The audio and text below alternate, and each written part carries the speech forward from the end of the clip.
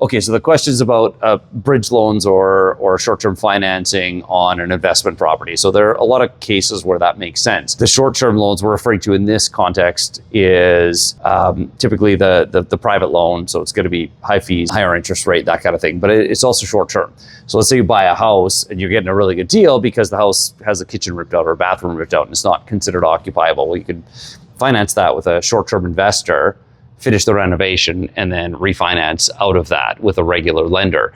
And often, even though that sounds expensive, can actually decrease the fees that you end up paying in the long term if there's a commercial or using a B lender. And it also gives you the ability to earlier maximize the financing on the property instead of financing it and then using money out of pocket to do the renovations that you want to do.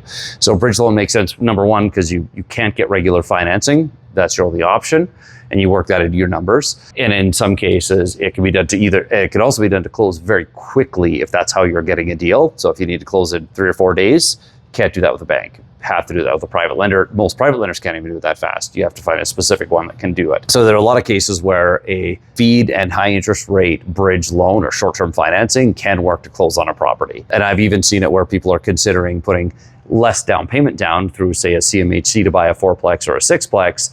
And instead, they'll actually use private finance. And we'll say, well, let's just use the private financing.